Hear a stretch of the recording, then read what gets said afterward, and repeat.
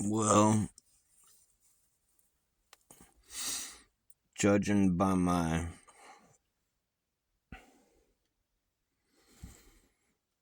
complexion, you might be able to tell that I'm feeling a little sorry for myself. What do you call that? My patina. Judging by my patina, you might accurately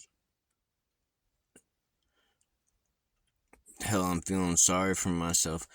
But, like, I notice it. um, when I'm feeling sorry for myself, that's when I start getting positive.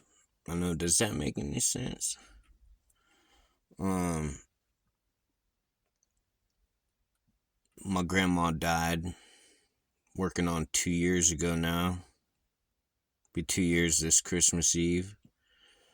And she was everything to my family and the world. I mean, she was she she was everything that was good in a human being. And she's gone. That was the beginning of me feeling sorry for myself, maybe. Um Now the family property was sold.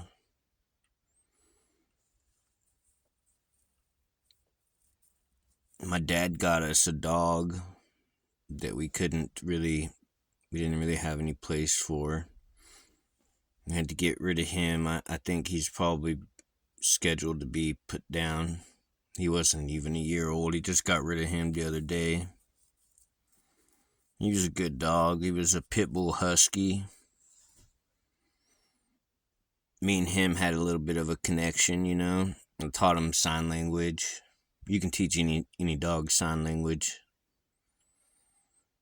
But he was a little wound up, being a pit bull husky, not having a home, not having a yard, not having anything a dog really needs or human needs. He was just kept in the truck. He ended up being kind of aggressive, so we had to get rid of him. He was a good dog. He'd have been a good cop dog or crop dog or sled dog. He needed something to apply himself to. He's gone. Now I'm homeless, sleeping in a nice little old lady's front yard in a 10-foot trailer, run down 10-foot trailer. It doesn't even have a toilet.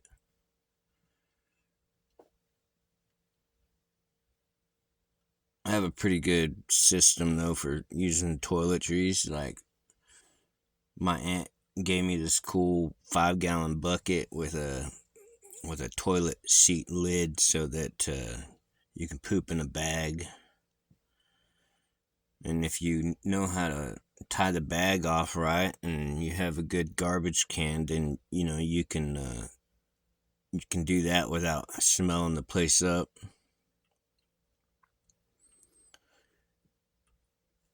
I got socked in the face the other day. I was riding my bike. I go to my dad's friends to take showers. I'm not going to be going to her place anymore. I left her place, and just down the street from her place, I pulled up to a stoplight on my bicycle, because I ride a bicycle because I'm epileptic and I'm homeless. And at the stoplight, somebody hopped out of their vehicle and socked me right on the cheekbone, and it broke my cheekbone here. There's no cheekbone there no more. It's pushed in real far and pushing some bone up into my eyeball here.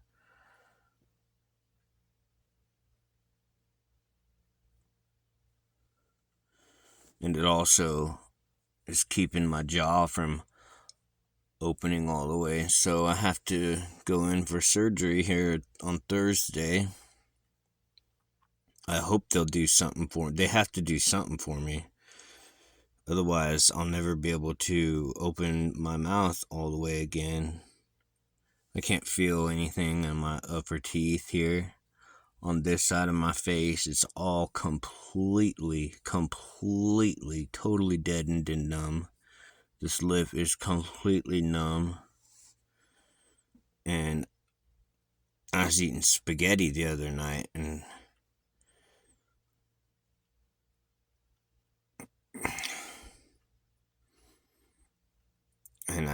I realized that it was like popping. When I'd chew on the spaghetti, it would pop, pop. My teeth would pop. The spaghetti noodles would pop.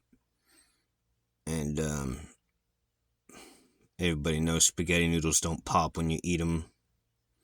I realized it was my lip that was, when you bite through living flesh, it's kind of tough and it goes pop when you actually bite through it. And that's what I was doing. I was biting through my lip.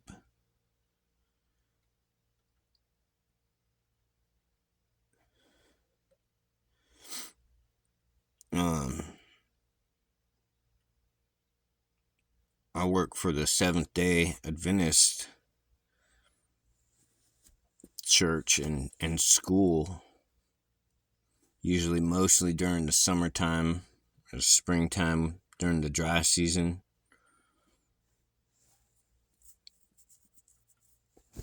And I live right next door to the school in my little trailer in a little old lady's yard.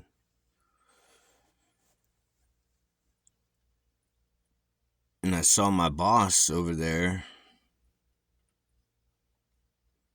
and I was going to tell her about my face.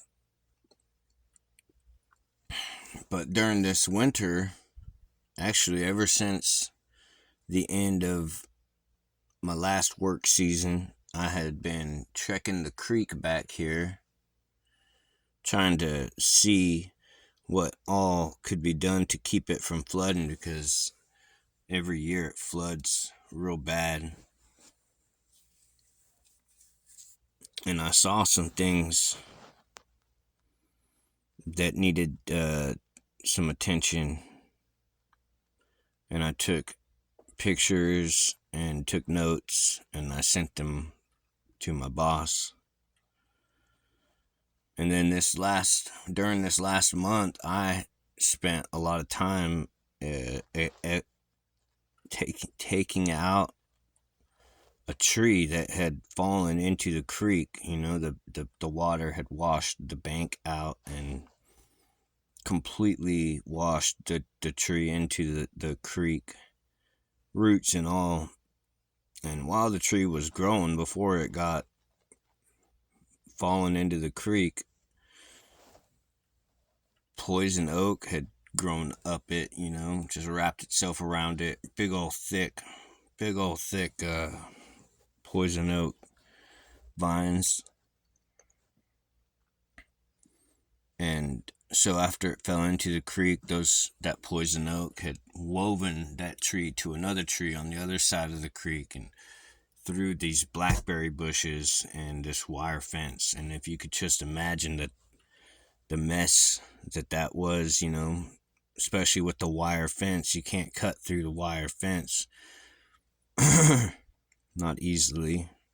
Not with a chainsaw. It messes everything up. You gotta surgically remove everything and be good at it.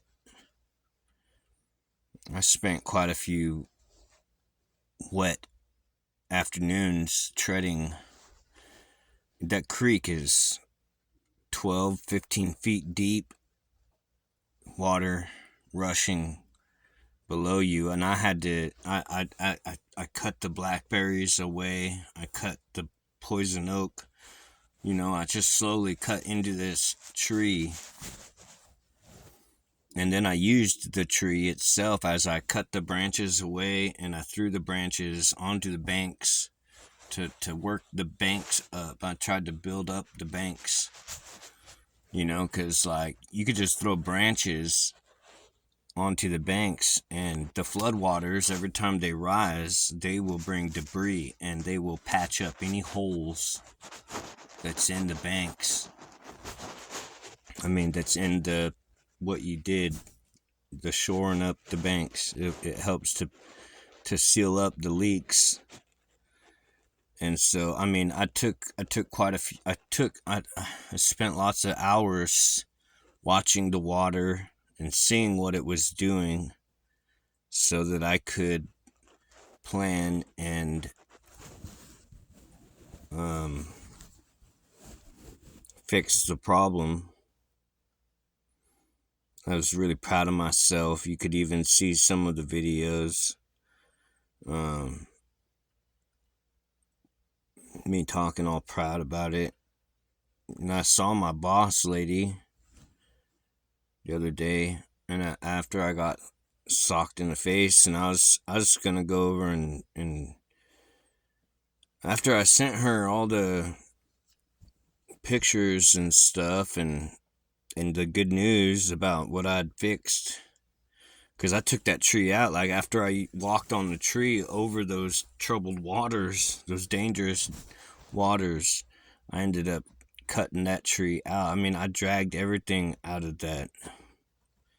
And it might sound like it was no big deal, but I mean, I was standing on floating debris, pulling big, heavy branches and poison oak. Like, when I say I pulled out big, heavy poison oak, I mean that you couldn't tell the difference between a tree branch and the poison oak, because the poison oak was that substantial.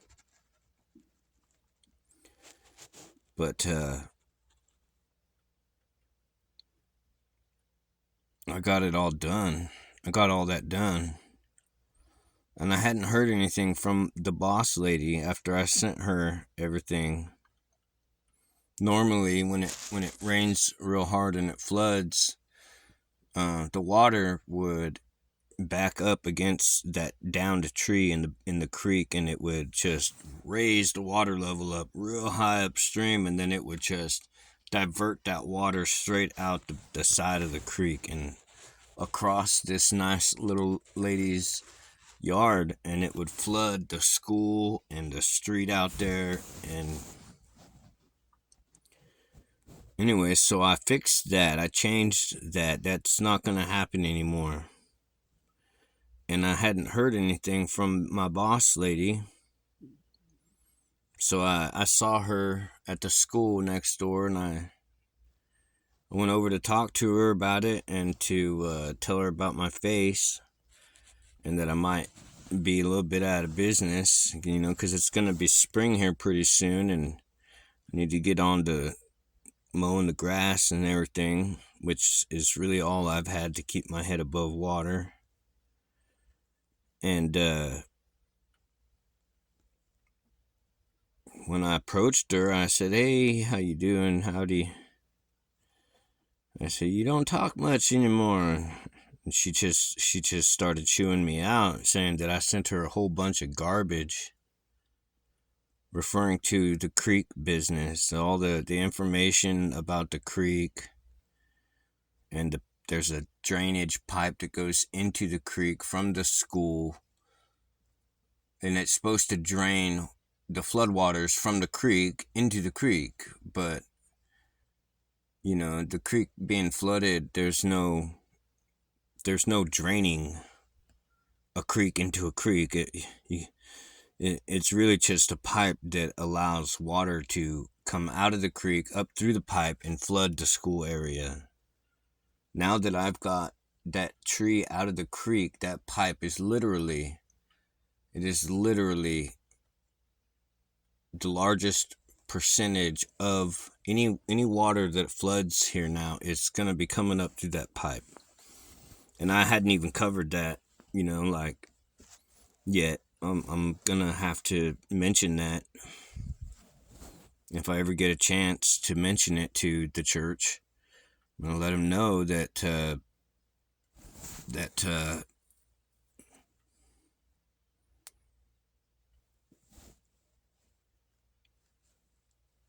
that pipe needs to be capped off, because it's real low in the bank of the creek. So whenever it rains real hard, all that pipe does is allow water to come through that pipe.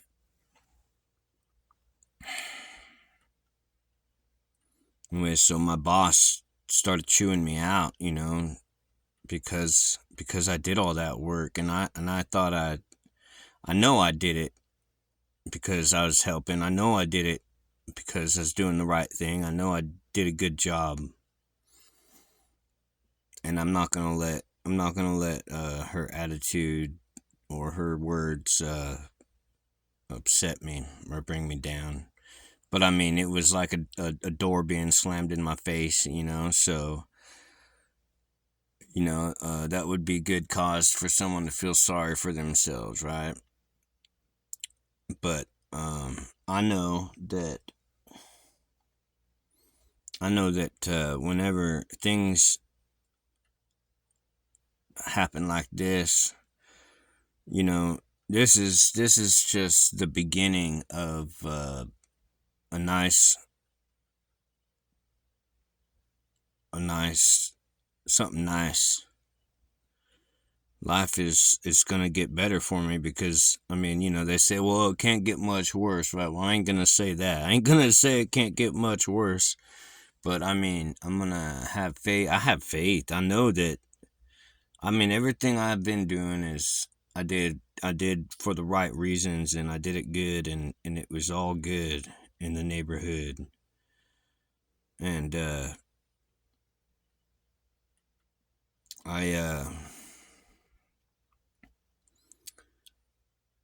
doors are gonna be opening. All these doors that seem like they're just slamming in my face. It's the beginning of something good. And I have faith in that, and anyone else that might feel like, things are looking down, things aren't looking good. I have, even though things haven't really looked up for me quite yet, I just want to say that, hang in there, because whenever all the doors are closing on you like that, usually it means that, another door is about to open. Another door is going to open, either because those doors, slammed on you, or, it's possible that people seen that, a good door was going to be opening for you, and so they just started slamming doors in your face. So I mean, it's been in the making, it's coming. And just hang in there and stick with it. I don't have it that bad, to be perfectly honest. I'm so grateful for everything I've got. I'm so grateful that I don't even know who hit me. I don't even have to deal with it, because I don't know who it was. So thank God. And yeah, just hang in there. Anyways, bless God, bless me, bless Palestine.